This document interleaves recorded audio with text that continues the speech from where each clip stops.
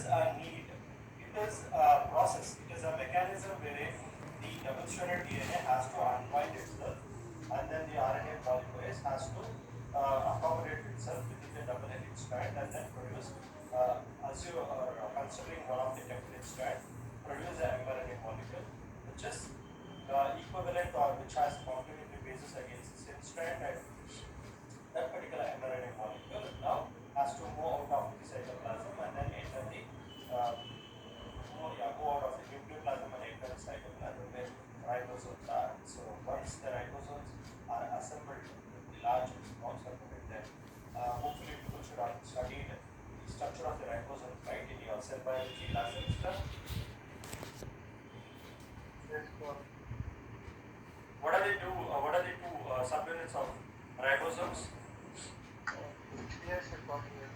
Okay, 60S and 40S with respect to the higher organisms like mammals, including Homo sapiens. So here, the large and the small subunit would be in a separated fashion, such that once the the mRNA sits on the small subunit, then the large subunit comes back to its position and functional. It will be retained in the cell if at all the protein is needed within the cell, or if at all it's needed somewhere in a distant organ or a distant tissue, it has to be transported into the bloodstream. So once it's transported into the bloodstream, then it will reach that particular organ or a tissue and carry out its function. So this is how the gene tries to express itself form of the transcription and translation. So we call this as the central dogma of molecular biology.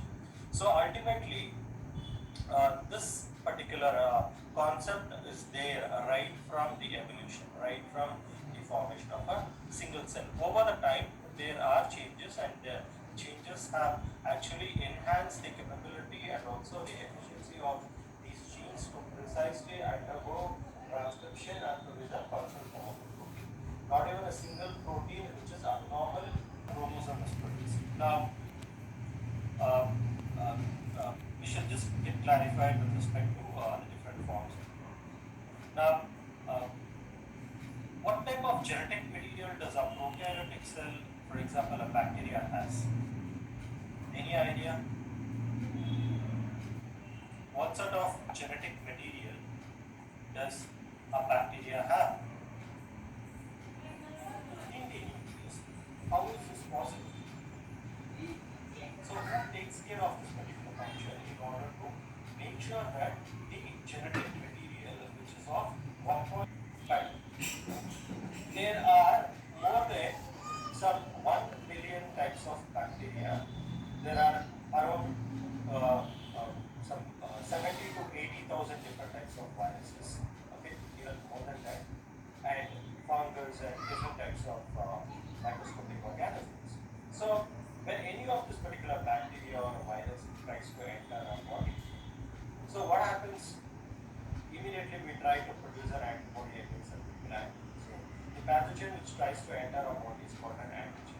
So it's a pathogen. So it has to be eliminated from our body. And for that, the immune system responds by producing an antibody which is very specific to the particular antigen. So the number of genes present, assume 45,000 plus. Now these 45,000 plus genes are enough to produce the functional proteins within our body. For example, if at all you try to study a particular metabolic pathway, like the production of a nucleic acid like adenine, thymine, guanine, cytosine, using de novo, itself n number of proteins are required. So just for the metabolic reactions, for the production of muscles, for the production of different organs and tissues itself, 45,000 plus genes are not enough.